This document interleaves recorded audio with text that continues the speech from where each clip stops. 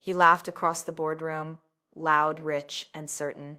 Translate this, he said, and my salary's yours. Around him, polished men in gray suits smirked, their eyes flicking toward the only black woman in the room, the maid. They expected silence. They expected fear. But what they got was something else entirely. Because when she finally spoke, her words didn't just silence a millionaire, they rewrote everything he thought he owned. Stay with me, because before this day ends, one man's arrogance will meet the kind of truth that doesn't come from power, but from a woman the world never thought could fight back. The boardroom looked like a photograph, every surface shining, every smile rehearsed. Sunlight from the London skyline spilled across the long glass table where names like Pennington Brooks International were embossed in chrome. The air smelled faintly of polish and power. At the head of the table stood Alistair Pennington, his gray suit sharp, his confidence sharper. Around him, executives waited for his signal to laugh, to nod, to agree. It was the performance of authority, and no one ever missed their cue. The only person who didn't belong in the picture was Keisha Morgan, the company maid. Her uniform was clean but plain, the navy fabric starched to a quiet crispness. She was there to pour coffee and clear glasses, not to be seen or heard. She knew the rhythm of the room. Wait for laughter to end before moving. Never meet a director's eyes for too long. Never linger when the conversation turned serious. But that morning, she felt the air shift before it happened. The quiet before mockery. Alistair's voice cut through the hum of the projector. Translate this, he said suddenly, lifting a thick file of contracts stamped with crimson seals. His blue eyes glittered with challenge. Translate this, and my salary's yours. His laughter came first, rich and echoing, followed by the uneasy chuckle of those who knew they were supposed to laugh too. The translator on the call froze mid-sentence. A few analysts exchanged looks, half amused, half relieved that the joke wasn't aimed at them. Keisha stood near the coffee cart, holding a tray that suddenly felt heavier than it should. The smell of roasted beans clung to her sleeves. She didn't move. She didn't even blink. Her eyes flicked to the papers spread across the table, English on one side, Chinese characters on the other, each stroke a mystery to most in the room, but not to her. For a fleeting moment, her grandmother's voice whispered in memory, "They'll laugh until they learn who you really are." "Come now," Alistair pressed, his grin widening. "One line, that's all. You do clean around here, don't you? Surely you've picked something up." The sentence wasn't loud, but it carried the kind of tone that turned silence into humiliation. The executives laughed again, less out of humor, more out of fear. In that laughter lived the hierarchy. Keisha's pulse thudded in her throat, but she refused to drop her gaze. She wasn't afraid of Alistair, though she should have been. She was afraid of what would happen if she proved him wrong. Every eye was waiting for her to fail. Every smirk measured her silence. She glanced at the document, the first clause written in careful Mandarin, and she knew it at once. Her father had taught her when she was young, back when he still believed that language could open doors instead of reminding people of where they stood. She set the tray down. The small clatter echoed louder than laughter. "Some words," she said softly, her accent steady, "are worth more than your wager." The laughter thinned. Alistair's smile stiffened. "Oh, clever," he said, tone sharp as glass. "That's quite the mouth on you." His eyes swept the room, seeking allies, but most had already lowered their gazes.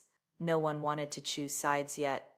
At the far end, Ruth Fairchild, the CEO, watched quietly. She was older than Alistair, pragmatic, calm, and calculating. The look she gave Keisha wasn't pity, it was curiosity. Ruth had built her reputation on spotting value others overlooked. Alistair turned to her.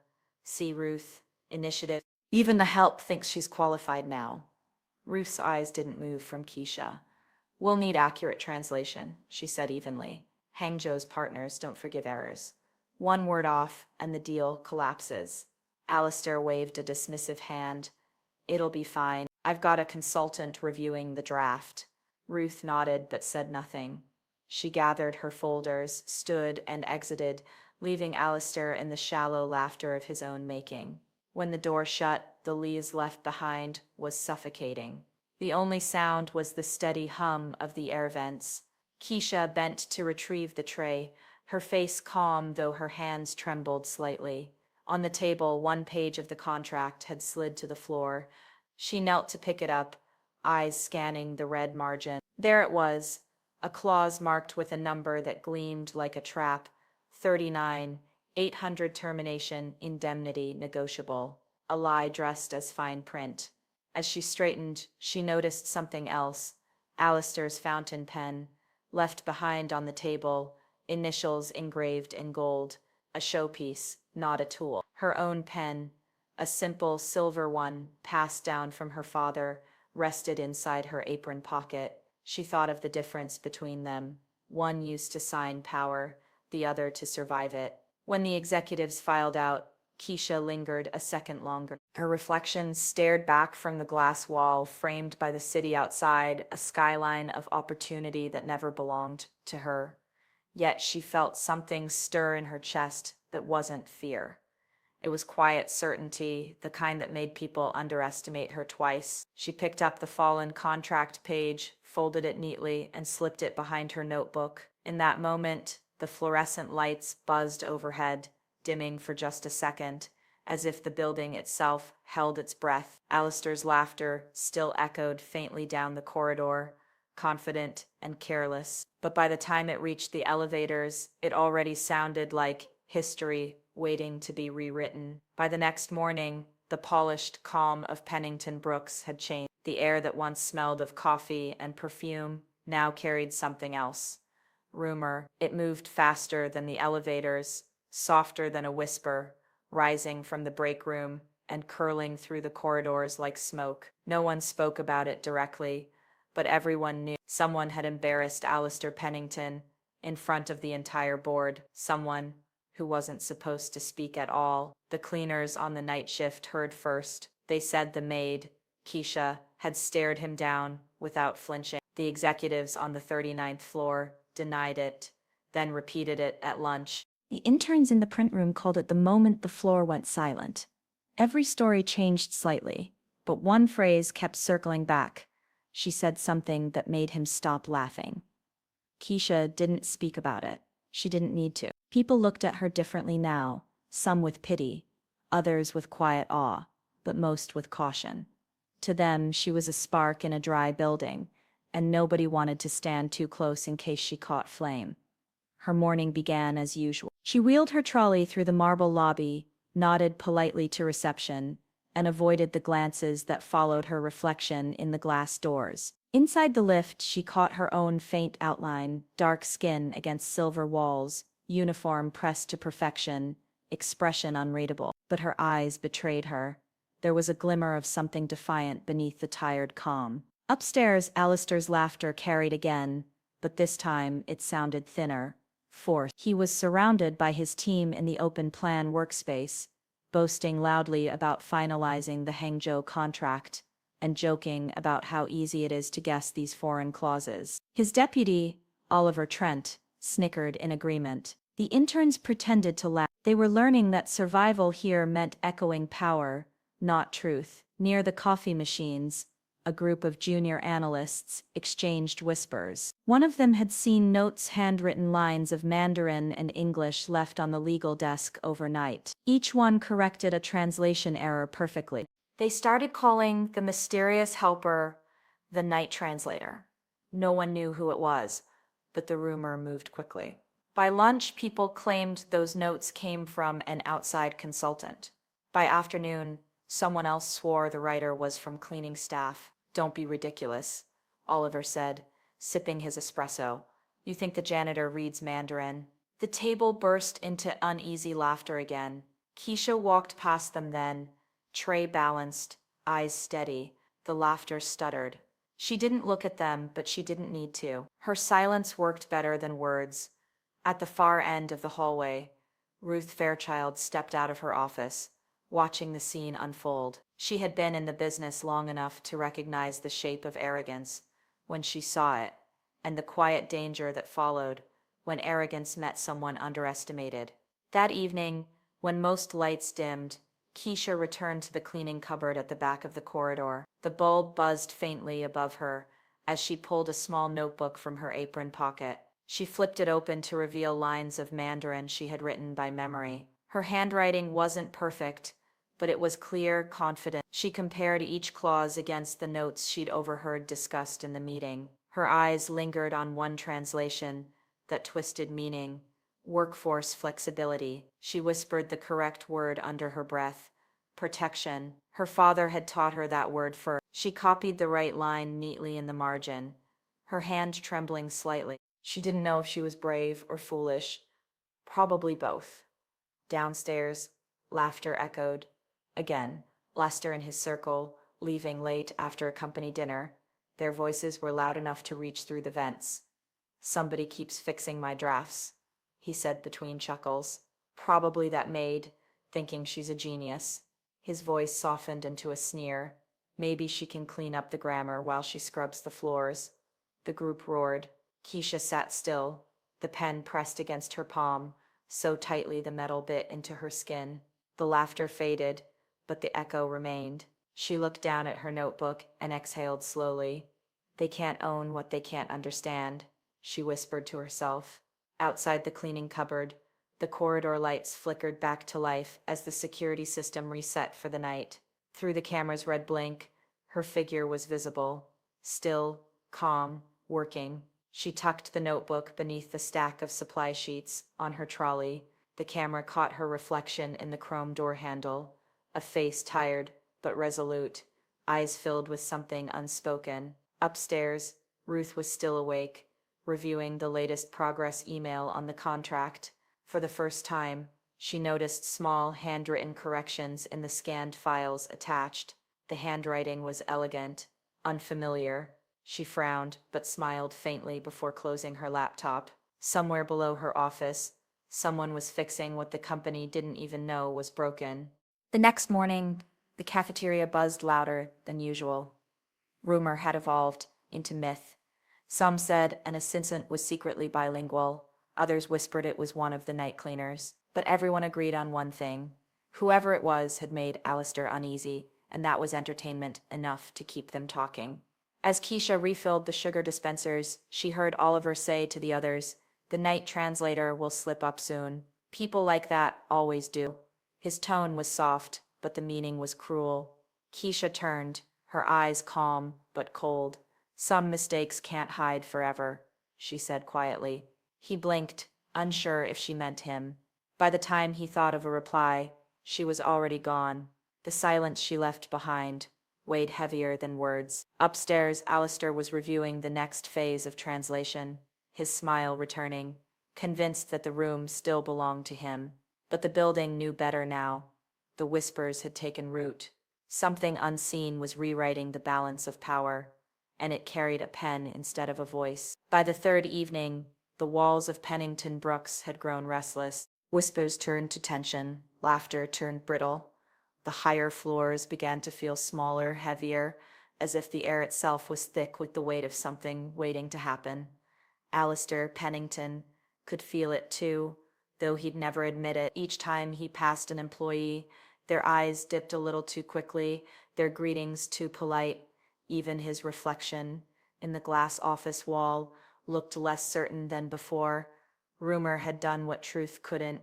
It had started to eat at his power. Down below, Keisha Morgan scrubbed a stain from the marble floor until her reflection looked back at her, warped and tired. She could hear the muffled sounds of a late meeting overhead, the same voice that had once laughed at her, now sharp and irritated. She closed her eyes and tried to drown it out, but the sound carried through vents and corridors. "I'll not be humiliated by a cleaner," Alistair snapped. "If anyone finds out she's been snooping around the contracts, she's gone." His voice cracked on the last word, and Keisha knew the fear in it was not for her, but for himself. She stood up slowly, pressing her palms against her knees, breath steady. She'd spent the week making small corrections, quietly leaving accurate translations near the legal team's folders, ensuring that no clause could be twisted again. Every note she wrote, every stroke of her pen, was an act of defiance wrapped in silence. She wasn't trying to be a hero, she was trying to make things right, but in places like this, rightness was dangerous when it came from the wrong person. That night, she worked later than usual. The building was nearly empty, only the hum of vending machines and the echo of her trolley wheel. The lights flickered as the system powered down for the night. She reached the records corridor, the same place she'd left her notebook 2 nights before, but the door was already open. Alistair was there, leaning against the filing cabinet, sleeves rolled up, tie loose, and anger barely contained beneath his skin. The sight froze her mid-step. His voice came low, slurred slightly from whatever dinner he'd had before returning. Busy night, isn't it, Miss Morgan? His smile didn't reach his eyes. I've been hearing stories about mysterious translations showing up where they shouldn't. Keisha said nothing. Her hand tightened around the mop handle, her throat dry. You're clever, he continued, stepping closer. But clever doesn't mean safe. This is a company, not a classroom. He picked up her notebook from the desk beside him. The sight made her heart stop for half a beat. He flipped through the pages, roughly, the paper crinkling. Beautiful handwriting, he said mockingly. Tell me, did you copy this from someone who actually speaks Mandarin, or did you just fancy yourself educated? His words dripped with the same poison as his smirk. You should know your place. People like you don't get to correct people like me. The sentence hit like a slap. Keisha's breath caught, but her face remained still. He stepped closer again, invading the last of her space. If I find one more note on my desk, one more word from you that doesn't involve a mop, you'll be out that door before sunrise, and I'll make sure no one hires you again. He expected her to shrink, to beg. Instead, she lifted her chin just slightly, her eyes locking on his. You don't get to decide what I know, she said softly. There was no anger, just quiet truth. His smile faltered. For the first time, he noticed the small blinking red light above the door. The CCTV camera watched them both, patient and unblinking. His hand dropped from her notebook. The silence that followed was louder than shouting. Keisha took a slow step forward and reached for the notebook. Their fingers brushed briefly, his trembling, hers steady.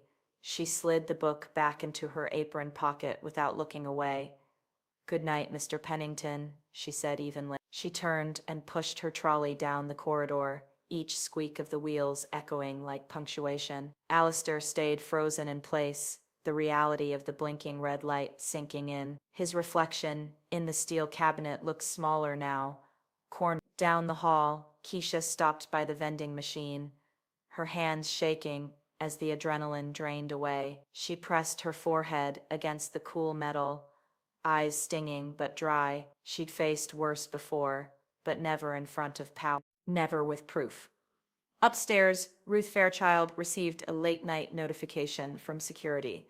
Unusual after-hours access floor 18, corridor 2314. She opened the footage and watched, her expression unreadable as she saw the silent confrontation unfold. When the clip ended, she leaned back in her chair and whispered to the empty office, "He's finished and he doesn't even know it yet."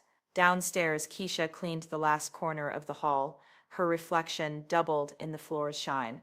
For the first time since that day at the table, she smiled, but only a little, and only to herself.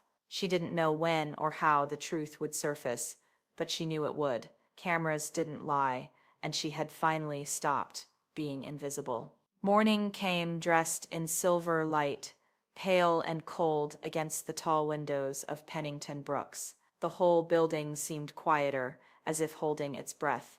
The rumors that had once fluttered like nervous wings were now heavy. Certain people knew something was about to happen. They just didn't know when. On the top floor, the long conference table gleamed again, this time set with papers, coffee cups, and faces that avoided one another. The Hangzhou deal meeting had been called early. Alistair arrived first, his usual swagger a shade dimmer. His tie was too tight, his smile too deliberate. Ruth Fairchild sat opposite him, posture straight, her eyes calm and unreadable. A screen flickered to life at the far end of the room, the Hangzhou representative waiting on video, expression polite but expectant. The clock ticked too loudly. The walls seemed to listen. "We'll begin," Ruth said softly. Alistair cleared his throat and straightened the papers in front of him, the sound of rustling filling the tense air. He began reading from his printed translation, his tone smooth and confident. Article 14, workforce flexibility shall remain at management's discretion, ensuring operational freedom. His voice faltered as the translator on screen frowned, muttered something in Mandarin, then said in English, "That is not our clause." The room stiffened. Alistair blinked, pretending confusion. "Pardon?" The translator repeated slowly. "That is not in our document. Our clause guarantees workforce protection." The words landed like a stone in water. The ripples spread across the table. First silence, then the sound of shifting chairs, uneasy glances. Ruth's hands folded neatly on the table. "Mr. Pennington, where did this version come from?" she asked quietly. "The one I approved had no such change." He swallowed hard. Small adjustment, standard negotiation, flexibility. His laugh came out wrong, thin, brittle, and echoing too loudly in the heavy air. "Adaptation," he added. "You know how these things work." But the faces around the table had changed. The interns, the analysts, even the translator on screen, all watched him with dawning realization. For a moment, the man who loved the sound of his own voice couldn't find it. Then a sound came from the door, the soft squeak of wheels. Keisha entered, her trolley steady, her steps measured. She moved to the corner, as she always did, quiet, invisible, or at least she used to be. Alistair stiffened. His throat worked as he forced out a laugh. Perfect timing. Perhaps our linguist here can make herself useful. The sarcasm tried to cut, but it barely landed. Keisha didn't answer. She reached into her apron pocket and pulled out her small notebook. The leather was worn, the edges soft. Ruth watched her carefully. "Miss Morgan," she said slowly, "you've been on staff for 4 years, haven't you?" "5," Keisha corrected gently, without looking up. "And you read Mandarin?" Alistair's voice cracked like a whip. "This is absurd." But Ruth held up her hand. "Let her speak." The room waited. Keisha flipped open the notebook and turned to the clause that had started it all. Her finger traced the characters as she began to read, her pronunciation smooth, natural. The translator's head lifted on the screen. She spoke again, this time in English, every word deliberate. Article 14, workforce protection shall remain binding, compensation guaranteed. She set the notebook down and looked up. "That's what it says." The translator nodded, eyes soft with respect. "She's correct." A gasp rippled through the room. Alistair's jaw tightened, his face pale beneath the fluorescent light. "This is a trick," he said weakly. Anyone could memorize a line. But Ruth didn't answer him. She turned to the security officer, standing quietly by the door. "Play the footage, please." The screen behind them changed. The grainy black and white feed flickered to life. The corridor at 11, Fort. Alistair, sleeves rolled up, scrolling through his laptop, replacing lines, deleting clauses. The red timestamp glowed like accusation. The sound in the room vanished, just the faint hum of the projector and the shallow breaths of everyone watching. Ruth's voice came steady. "You swore you hadn't touched the document." "That's not." Alistair began, but the officer pressed another key. A log of keystrokes appeared.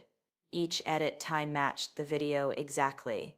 There was no room left for denial. The translator on screen spoke again, his voice low. "Trust is measurable," he said. The sentence hung in the air like judgment. Alistair's mouth opened, but no words came out. He sank slowly into his chair, the weight of what he'd done pressing down on him at last. The man who had laughed the loudest now had nothing left to say. Ruth turned to Keisha. "You saved this company," she said softly. You saved jobs that man would have signed away. Keisha didn't smile. She simply nodded once, eyes glistening, though she blinked the tears back before anyone could see. For a long time, no one spoke. The translator ended the call quietly. Papers lay scattered like fallen truths across the table. When Ruth finally stood, her voice was calm but final. Effective immediately, Mr. Pennington is suspended pending investigation. Her gaze moved to Keisha. Miss Morgan, you'll assist legal in completing the verified draft. Keisha's throat tightened. Yes, ma'am. As she gathered the papers, the silence followed her out. Behind her, the once proud laughter of Alistair Pennington remained trapped in the walls, fading like a ghost that no one missed. The day after the meeting, the building felt lighter, as if someone had opened a window after years of stale air. The story spread faster than any official memo. Some whispered it in the lifts, others in the cafeteria queue, and a few said it aloud in disbelief. The Maid saved the company. For years, Pennington Brooks had run on silence people, knowing their place, laughter masking cruelty, respect traded for fear. But something had shifted now. Even the marble floors seemed warmer under the morning light. Keisha walked through the lobby carrying her cleaning trolley as always, but today, people moved aside for her. The receptionist gave her a nod instead of a glance. The security guard, usually stiff, indifferent, offered a quiet, "Morning, Miss Morgan." She almost didn't recognize the tone. Respect wasn't something she was used to hearing in her name. Up on the top floor, Ruth Fairchild stood by the window, watching the city move like a tide of light and shadow. On her desk lay two documents, the Hangzhou contract, now signed, sealed, and flawless, and Alistair Pennington's resignation letter. She hadn't forced him to write it. He'd handed it in without a word. His pride shattered beyond repair. Ruth didn't feel triumph. She felt something quieter, relief mixed with regret. Too many people had stayed quiet for too long, herself included. She turned when the door opened. Keisha stepped in hesitantly, her uniform as crisp as ever, notebook tucked under her arm. Ruth smiled gently. "I didn't want to send for you through HR. I wanted to say it myself." Keisha froze. "Say what, ma'am?" "Thank you," Ruth said simply. "You did what none of us had the courage to do." Keisha lowered her eyes. "I just translated what was already there." "You did more than that," Ruth replied. "You reminded this place that integrity doesn't wear a title." For a moment, neither spoke. The city outside shimmered, and the silence between them felt almost sacred. Then Ruth reached into a folder and slid a letter across the desk. "This is for you." Keisha unfolded it slowly. Her eyes scanned the words twice before she spoke, her voice trembling. "Director of Linguistic Compliance." "You've earned it," Ruth said. "This is not charity, Miss Morgan. This is recognition. You'll train our teams, oversee all global contracts, and make sure what happened here never happens again." Keisha tried to answer, but the words tangled with the tears she refused to let fall. Her grandmother's voice whispered in memory, "One day they'll need what they mocked." She pressed the letter to her chest for a second before nodding. "I won't let you down." Ruth's eyes softened.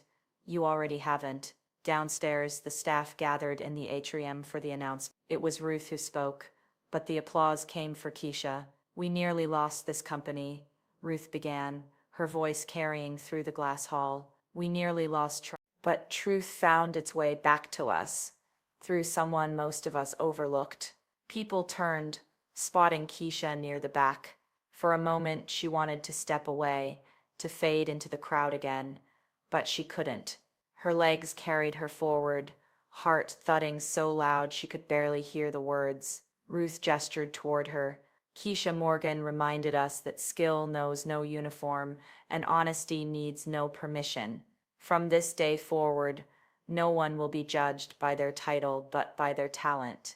The applause grew, hesitant at first, then swelling into something that filled the atrium with sound. Some clapped with pride, others with guilt, and a few with tears.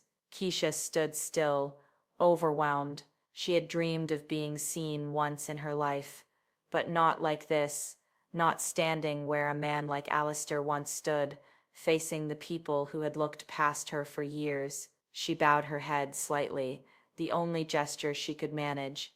Afterward, as the crowd dispersed, people stopped her in the hallways. The analysts who once ignored her now thanked her. The interns asked about her notebook. Even the barista from the cafe offered her free coffee on the house. She smiled politely, but inside something deeper stirred, a quiet satisfaction, not for revenge, but for balance. That afternoon, she sat in the small break room by the window, the same spot where she used to eat alone. The city stretched wide beyond the glass, endless and bright. She opened her notebook again, its pages filled with ink and history. On the first page, she wrote one new line in her careful hand. Knowledge is light, even when hidden in the dark. She closed the book and smiled. The company would carry on, maybe better than before, but she knew that true change didn't start in boardrooms or policies.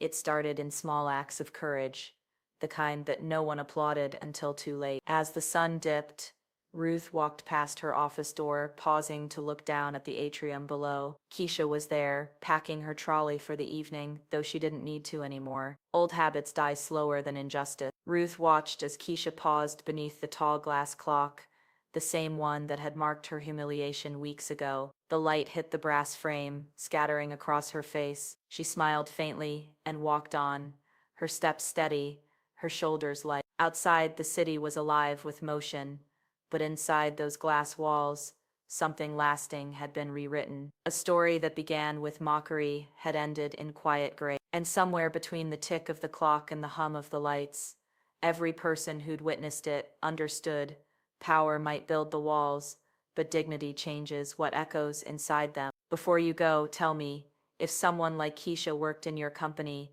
would you have noticed her before the truth came out? Stories like this remind us that real strength doesn't wear a suit. So if this one moved you, hit like, share it with someone who needs to hear it, and subscribe for more stories that prove courage still exists in quiet places. And in the comments, tell me honestly, have you ever seen power underestimate the wrong person?